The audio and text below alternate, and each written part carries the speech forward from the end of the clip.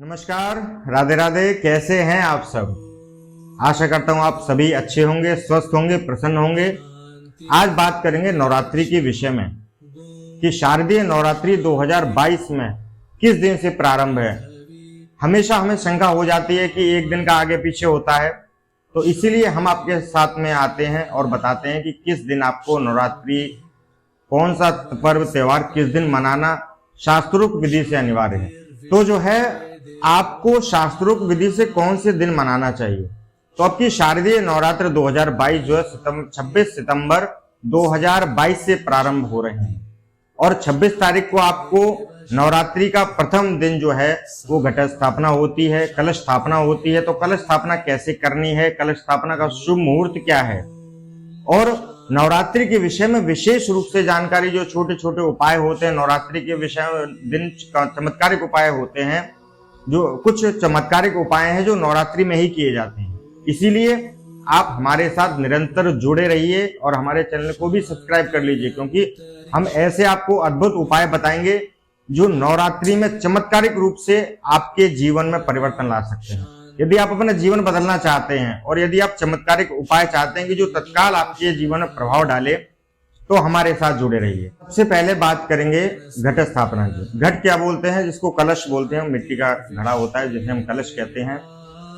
इसे नवरात्रि के पहले दिन शुभ मुहूर्त के हिसाब से स्थापित किया जाता है कलश को, और कलश को घर के ईशान कोण में स्थापित करना चाहिए। जिन व्यक्तियों को जानकारी नहीं है उनके लिए जानकारी, जिनको पता है वो तो फिर कहने की कोई बात ही नहीं है।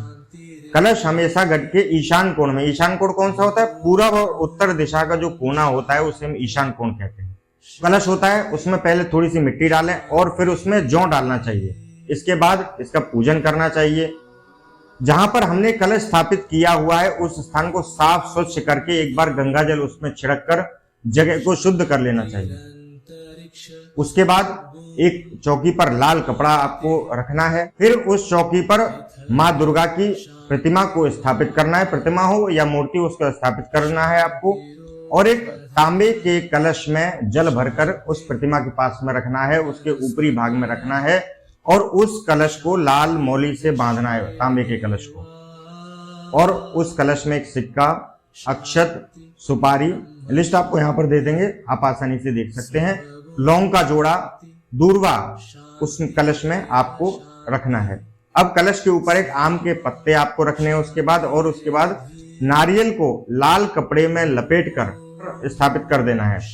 कलश के आसपास फल, मिठाई और प्रसाद भी आपको रख देना है। फिर कलश की स्थापना पूरी करने के बाद माँ की पूजा करें और उस मिट्टी के कलश, जिसे इस नवरात्रि के पहले दिन शुभ मुहूर्त के हिसाब से स्थापित किया जाता है, उस कलश को घर के ईशान कोण में आपको स्थापित कर दें। घट में, कलश में पहले थोड़ी सी मिट्टी डालकर फिर उसमें जौ डालना है। इसके बाद विधि विधान पूर्वक उसका पूजन करना है। पूजन स्वयं नहीं कर सकते हैं तो किसी ब्राह्मण को बुला के अपने घर पर पूजन करा सकते हैं और उसके बाद उसके विधि पूर्वक वरुण देवता की स्थापना करवानी है। इसके बाद कलश स्थापना के बाद माता का पूजन करना है। पूजन अर्चन के बाद जो व्यक्ति दुर्गा सप्तशती का पाठ इत्यादि कराते हैं उनको जो है अपना पाठ, पूजा इत्यादि संपन्न कराना चाहिए।